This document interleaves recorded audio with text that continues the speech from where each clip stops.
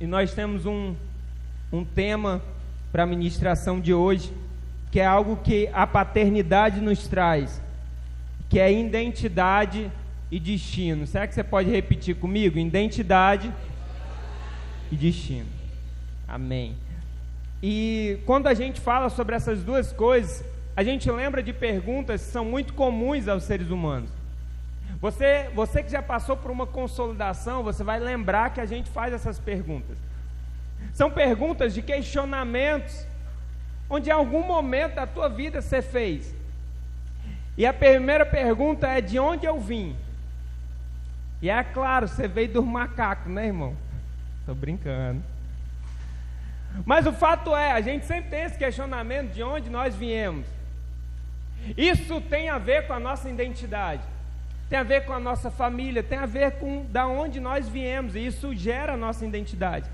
E a segunda pergunta é quem somos, mais uma direcionada à identidade. E a terceira tem a ver com destino, que é para onde vou. Todos esses questionamentos são comuns às pessoas. A gente encontra a resposta na Bíblia. Só que mais do que isso, a paternidade de Deus nos direciona tanto para a nossa identidade quanto para o nosso destino. Olha como Deus é perfeito como Pai. Ele nos dá uma identidade, mas não só isso, Ele nos dá um destino. E eu quero que você vá comigo hoje na palavra do Senhor que está no livro de Juízes.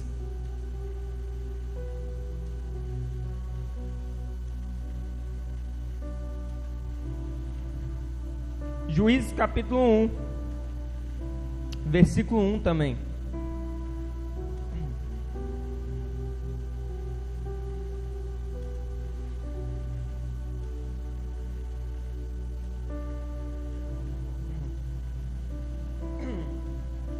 Juízes capítulo 1, versículo 1. Você que encontrou, diga amém. E pouca gente encontrou, hein? Você que tem alguém aí do lado que ainda não encontrou, ajude. Juízes, vem depois de Josué. Assim diz a palavra do Senhor, Juízes capítulo 1, versículo 1. Depois da morte de Josué, os israelitas perguntaram ao Senhor: quem de nós será o primeiro a atacar os cananeus? O Senhor respondeu: Judá será o primeiro. Eu entreguei a terra em suas mãos. Então os homens de Judá disseram aos seus irmãos de Simeão: venham conosco ao território que nos foi designado por sorteio, e lutemos contra os cananeus. Iremos com vocês para o território que lhes foi dado. E os homens de Simeão foram com eles. Quando os homens de Judá atacaram, o Senhor entregou os cananeus e os ferezeus nas mãos deles. E eles mataram 10.000 homens em Bezeque. Foi lá que encontraram Adoni-Bezeque. Lutaram contra ele, derrotaram os cananeus e os ferezeus. Adoni-Bezeque fugiu, mas eles o perseguiram e o prenderam. E lhe cortaram os polegares das mãos e dos pés. Então Adoni-Bezeque disse: 70 reis com os polegares das mãos e dos pés cortados apanhavam migalhas debaixo da minha mesa. Agora Deus me retribuiu por aquilo que lhe fiz. E eles o levaram para Jerusalém, onde morreu. Feche seus olhos. Pai amado e querido, diante da Tua palavra, nós pedimos que o Senhor fale conosco nessa noite. Que o Senhor venha, Pai, para todos que aqui estão, e confirme que o Senhor, como Pai, já selou uma identidade. Só que mais do que isso, o Senhor, como Pai, o Senhor apontou um destino para cada um que aqui está. Nós precisamos que o Senhor fale conosco, Pai. Precisamos que o Senhor nos guie, nos encoraje, se for necessário, nos exorte. Mas nós precisamos ouvir a Tua voz. Nós precisamos ser direcionados e guiados por Ti. Assim nós te oramos e já te agradecemos em nome de Jesus. Amém e amém. A identidade de uma pessoa é algo único. Afinal, ninguém consegue copiar, por exemplo, a digital um do outro. Além do evangelista Everton, tem alguém que é gêmeo aqui? Ninguém. Eu não estou falando de signo não, tá, irmão? Não foi o irmão falar, eu pastor, sou gêmeo. Não, eu sou escorpião. Não, não é signo não. O evangelista Everton, ele tem um irmão gêmeo.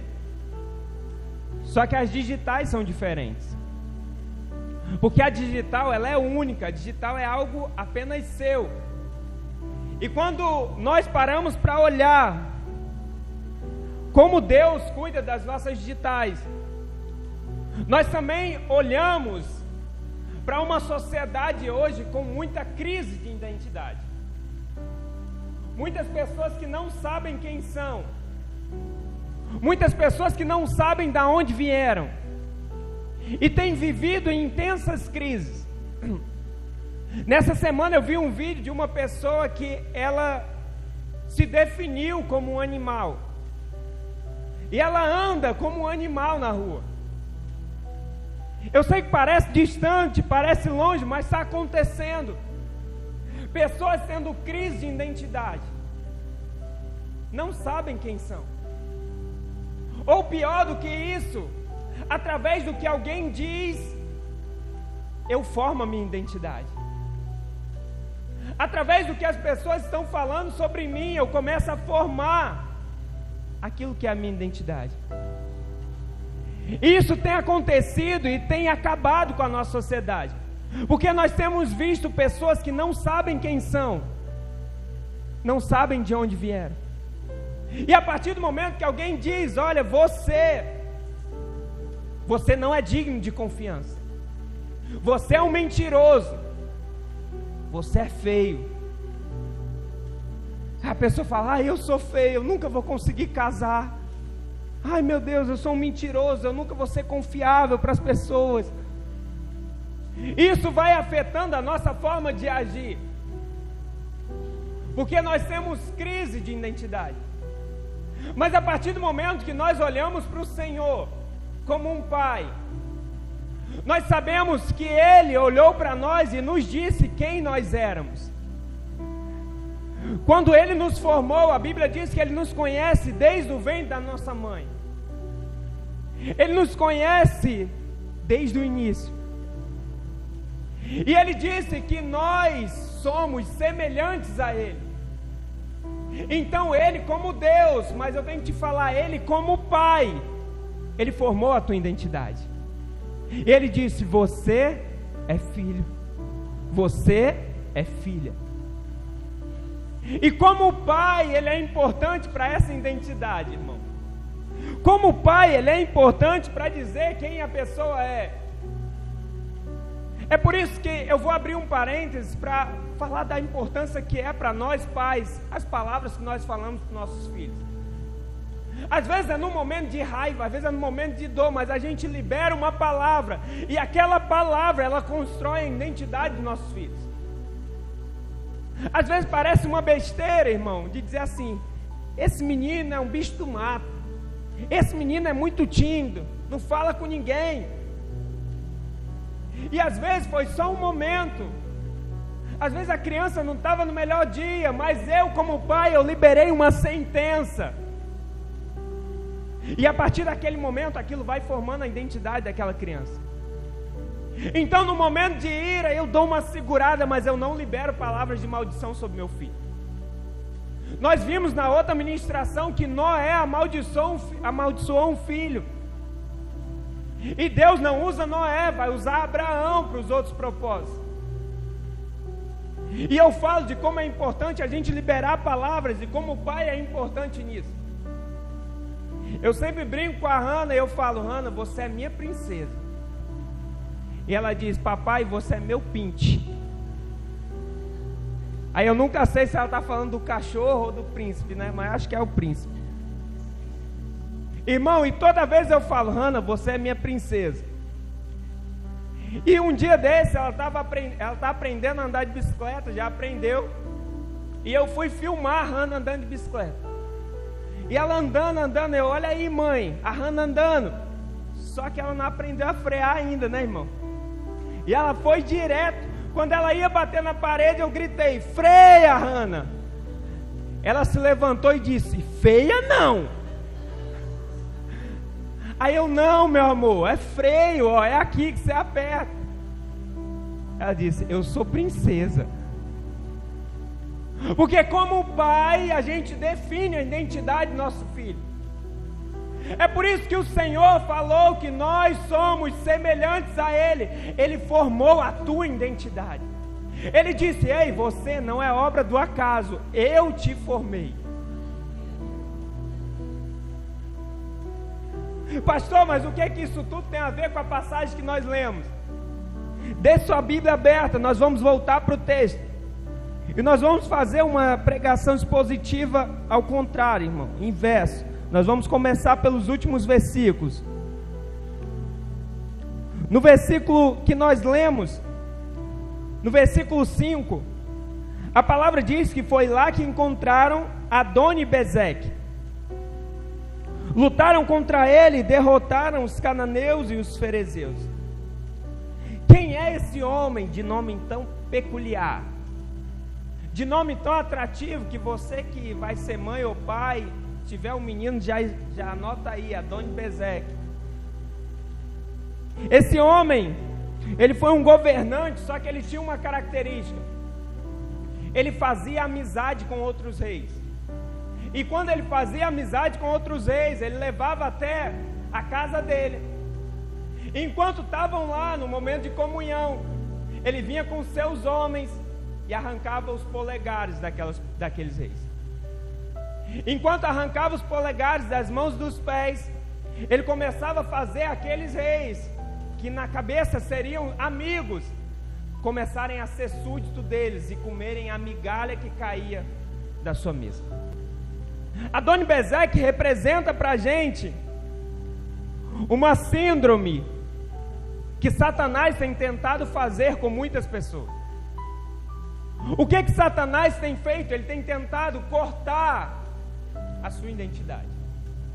Assim como esse homem cortava os polegares dos reis, aquilo que seria digital, Satanás, ele tem sido muito sagaz em tentar cortar a tua identidade.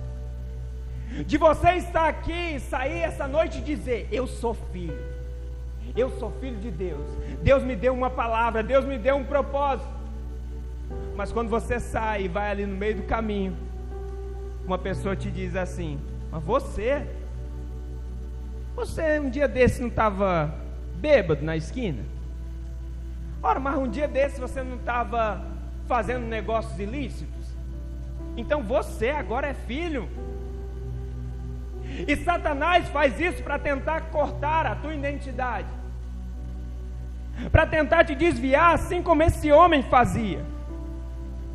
Porque a partir do momento que ele fazia isso, as pessoas perdiam a sua identidade, os reis perdiam a sua identidade. E Satanás tem tentado fazer isso com o povo. Então esse era Adoni-Bezeque. Mas o que acontece quando alguém perde os polegares das mãos? Perde a sua digital, mas perde também a sua habilidade, força para empunhar a espada, perde a habilidade. Então a gente para ver que, além de perder a digital, quando se perde polegar, já não consegue fazer as mesmas coisas.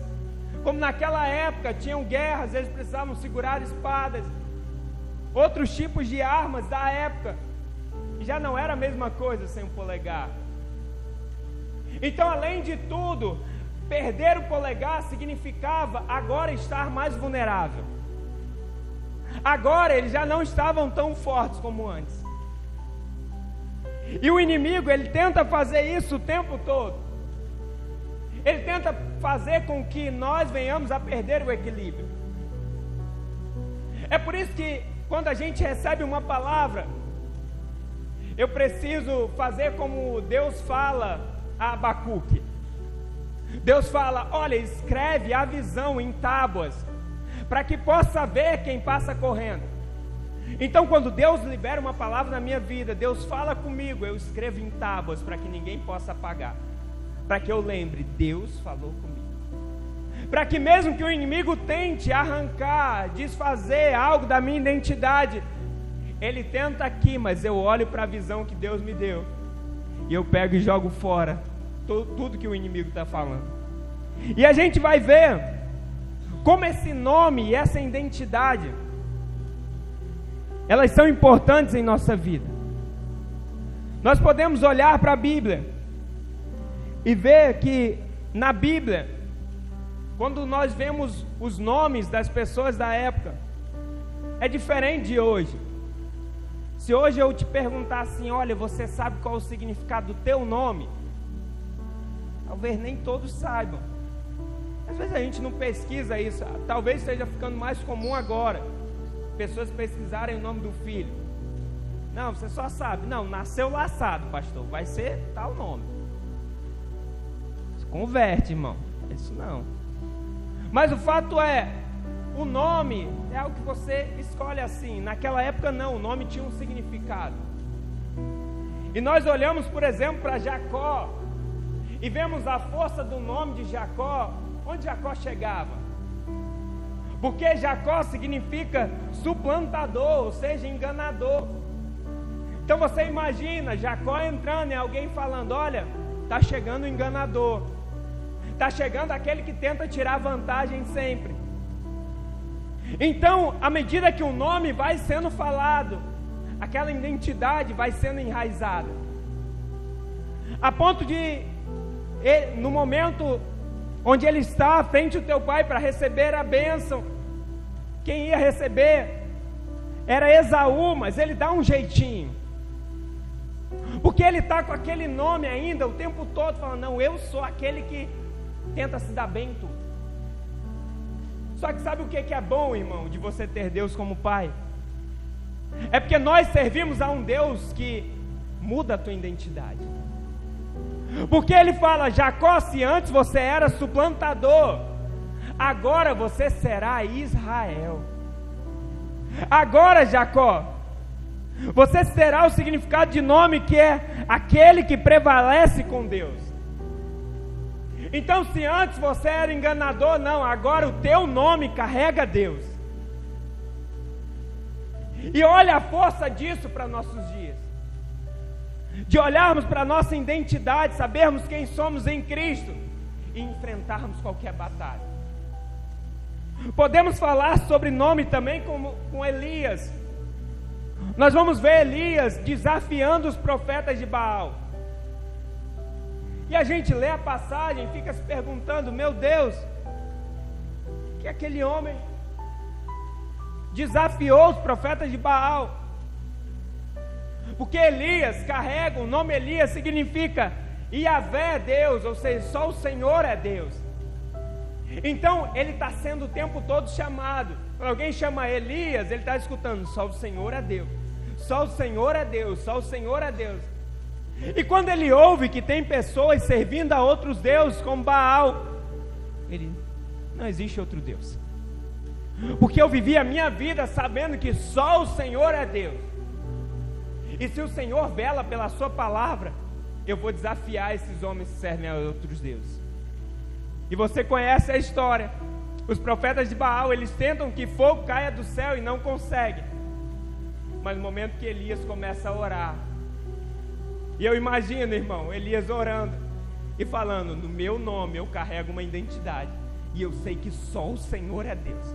Eu sei que eles podem ficar aqui o dia todo pedindo aos deuses dele, mas só o Senhor é Deus. E se o Senhor é Deus, faz fogo cair do céu. E o que acontece? Cai fogo do céu e consome todo o holocausto, para dizer que só o Senhor é Deus. E nós carregamos a identidade de Deus. Nós carregamos essa identidade.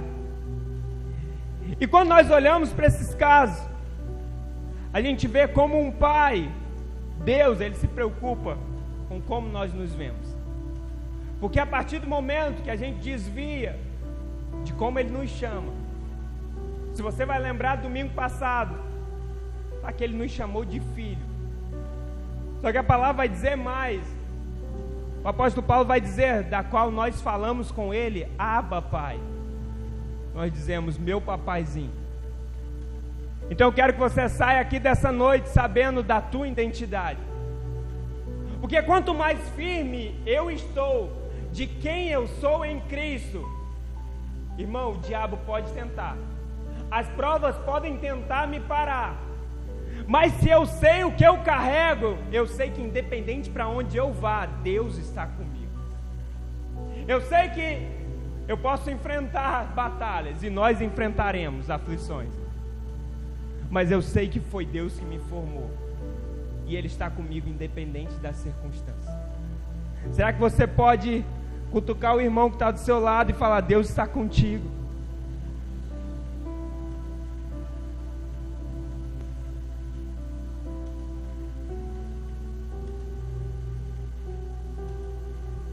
O Deus que dá identidade também é o Deus que nos dá destino. Será que pode repetir comigo? Destino.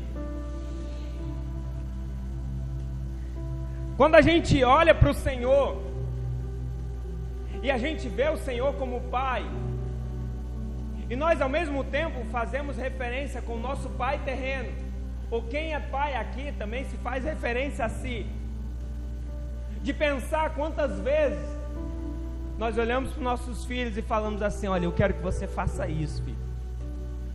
E a gente começa a projetar um destino para os nossos filhos. A gente começa a planejar, a gente começa a orar a Deus. Mas a gente, na nossa cabeça paterna, a gente tem um destino. E Deus não é diferente. Deus tem um destino para cada um que aqui está. Só que para viver esse destino, nós precisamos viver alguns processos. E como eu falei que a gente viria ao contrário, a gente vai ver no primeiro versículo que nós lemos agora, que diz que depois da morte de Josué, os israelitas perguntaram ao Senhor, quem de nós será o primeiro a atacar os cananeus? Então, se eu quero viver o destino projetado por Deus, eu preciso consultar a Ele. Porque a gente toma tanta decisão ao mesmo tempo. A gente quer sair do emprego hoje, a gente quer ir para outro. Aconteceu algo errado, eu já quero sair da igreja, quero ir para outra. Acontece tanta coisa e a gente vai tomando decisões. Mas esse povo aqui é um povo que já ouviu que Moisés tirou o povo com destino a Canaã. Esse é um povo que estava com Josué. E Moisés e Josué, eles tinham uma coisa em comum: eles não arredavam o pé de um lugar se não consultassem a Deus primeiro. Então Deus estava com eles, mas irmãos, eles eram dependentes da voz de Deus. Então esse povo teve uma referência, e a referência é Moisés, a referência é Josué. E a minha referência, qualquer passo que for dar, consulta o Pai. E nesse momento eles estão, Josué acabou de morrer, e a primeira coisa que eles fazem é consultar a Deus. E como é importante nós sermos referência para alguém.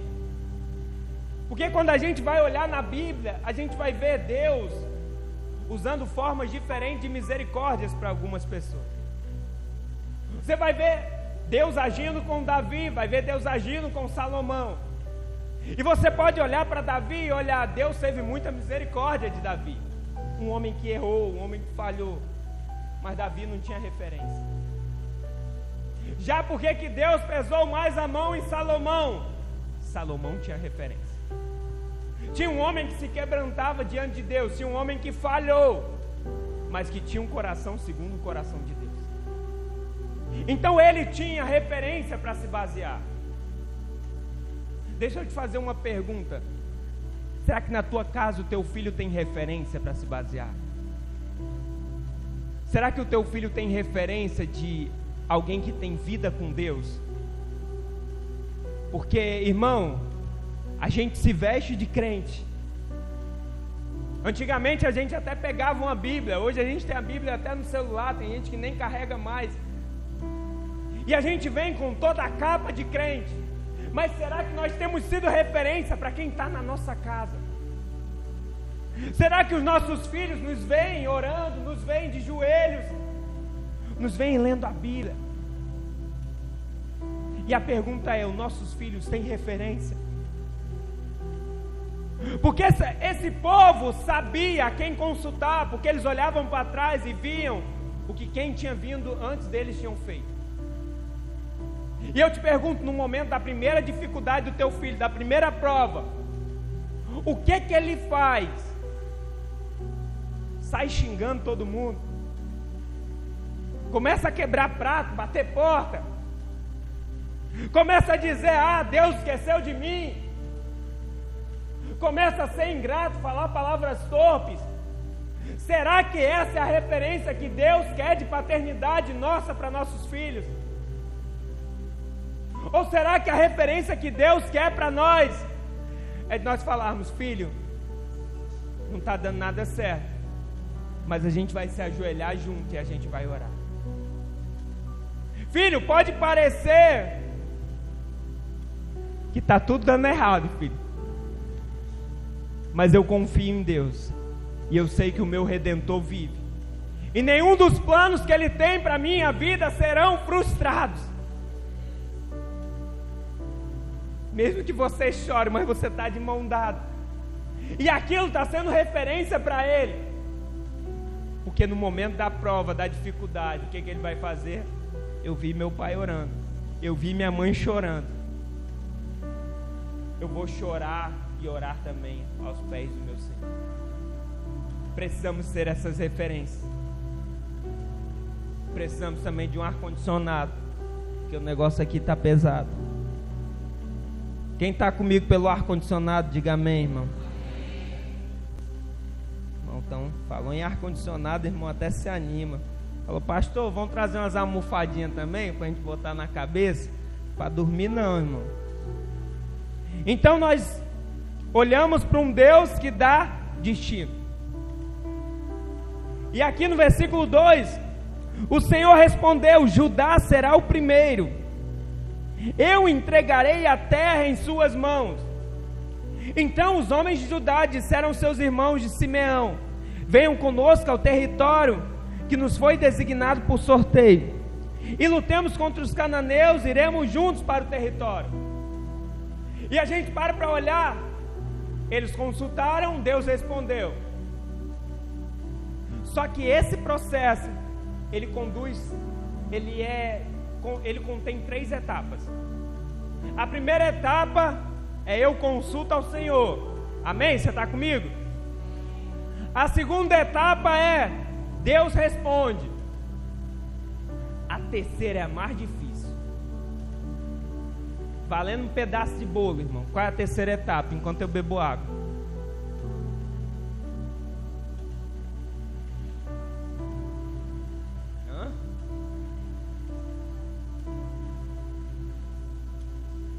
Primeira etapa eu consulto. A segunda Deus fala. A terceira eu obedeço. Porque eles perguntam, Deus responde. Mas eles poderiam falar, não, Senhor, por que Judá? Por que não o povo da tribo de Levi? Por que não o povo da outra tribo ali, que não estão sem fazer nada? Deus falou, eu ouvi e eu obedeço. Mesmo que seja incômodo para mim. É culto de ser, eu vou abrir o coração aqui. Às vezes a gente faz o gabinete com uma pessoa, a gente fala, olha, você tem que fazer isso, Deus me guiou para te falar, você faz isso, faz aquilo outro. Passa um tempo, pastor, estamos com aquele mesmo problema. Irmão, você fez isso, aquilo outro. Fiz não, pastor, mas acho que vai dar certo. Irmão, se alguém está consultando a Deus para falar para você, ou se Deus falou diretamente, mesmo que não seja agradável, eu obedeço. Mesmo que seja desconfortável, e eu tenho que te falar, será? Eu obedeço. Era confortável para Jonas e para Nínive? Não era.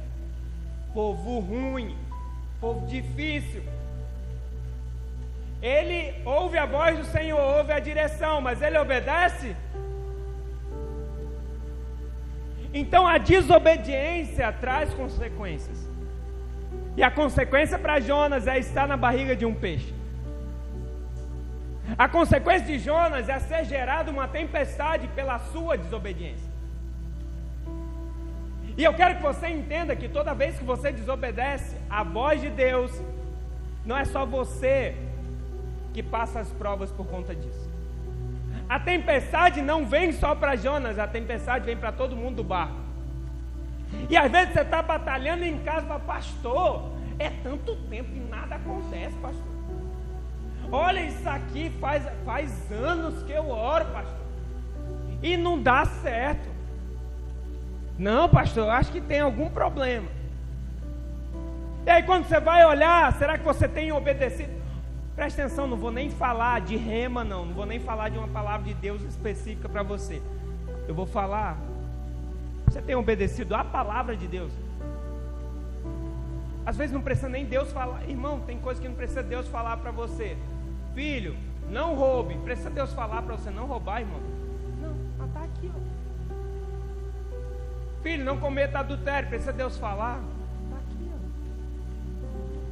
Às vezes a gente está esperando revelação, testemunho, o profeta. Tem coisa que já está aqui e eu não tenho obedecido.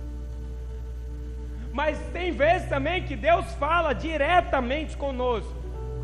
Assim como falou para Abraão: sai da tua terra e da tua parentela.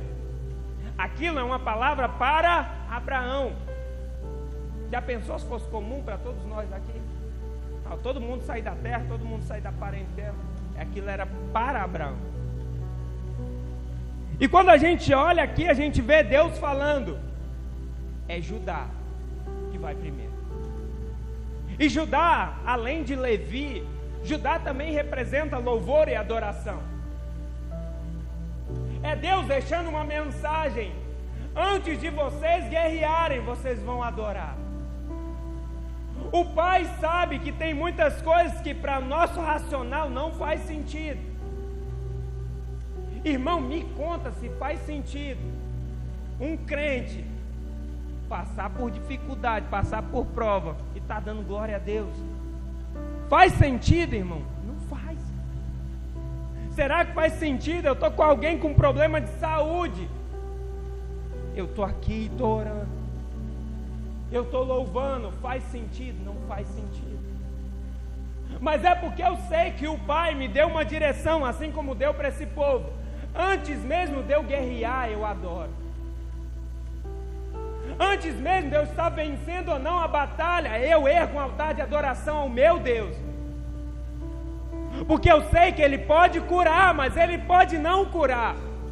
Eu sei que Ele pode abrir a porta, mas Ele pode fechar a porta.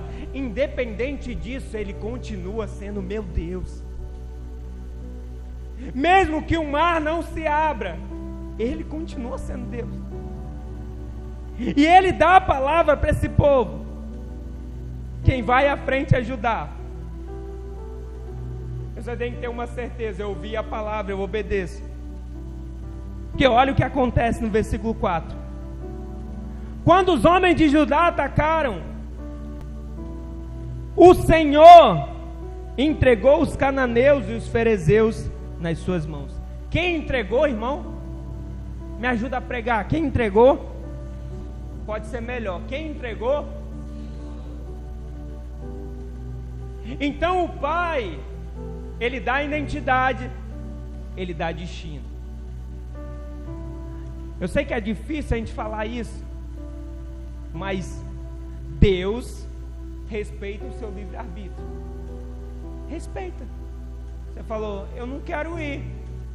Jonas disse: eu não quero ir. Legal, Jonas. Sofra as consequências. Viva as consequências.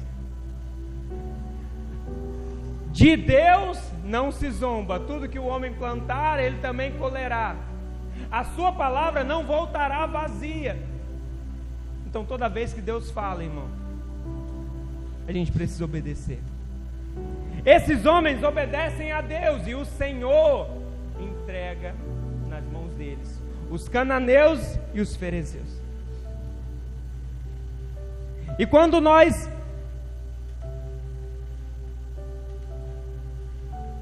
olhamos para a palavra do Senhor, Jesus, Ele nos deixa um grande exemplo do que é um destino preparado para todos nós.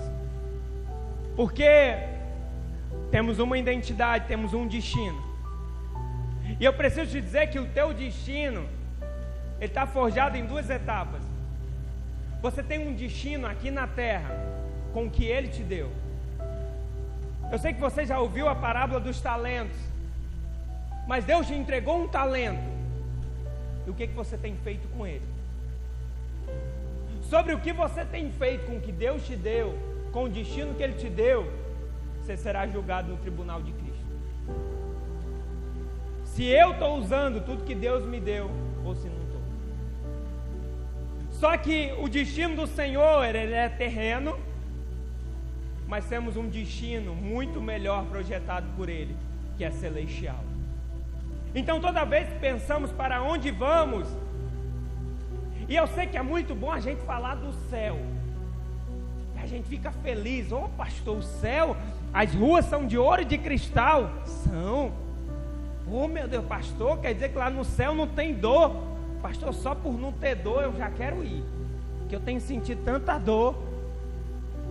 Então é tudo perfeito no céu. É, irmão, mas todo mundo vai para o céu.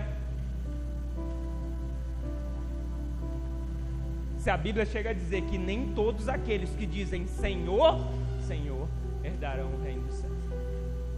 Então Deus tem um destino que Ele quer que você esteja. Ele te projetou para estar contigo no céu, mas Ele respeita teu livre-arbítrio. Pode ser que você não queira ir. Assim, não quero ir para o céu não. Não querer ir para o céu tem a ver com as suas decisões aqui na terra. Mas o fato é, esse destino projetado pelo Senhor para a tua vida é o céu. Ele quer que você esteja no céu. Nós falamos na semana passada e eu falo de novo, Jesus dizendo para os seus discípulos: eu estou indo, mas vou preparar lugar. Se Ele está dizendo que vai preparar lugar, Ele está dizendo: eu quero vocês comigo. Mas eu sei que muitos não estarão comigo, porque tem o céu e tem o inferno. Será que você pode se colocar de pé enquanto a gente conclui?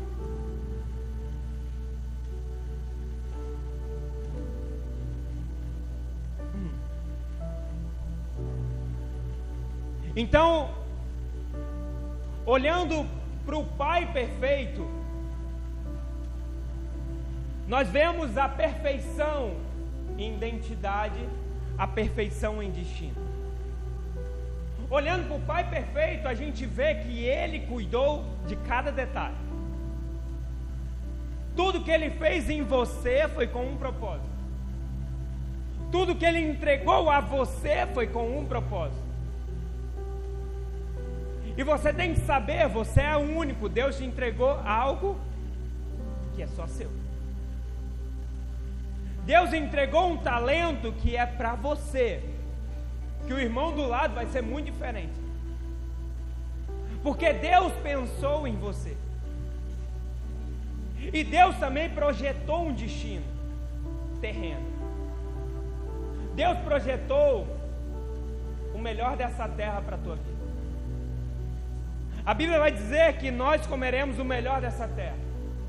Jesus vai dizer que Ele veio para que tenhamos vida e vida em abundância. Então Jesus está falando para mim e para você: eu projetei o teu destino na terra. Mas Deus também está falando: eu, como Pai perfeito, eu sei que tudo aqui é passageiro. Se eu sei que tudo aqui é passageiro, eu também projetei para você um destino na morada celestial.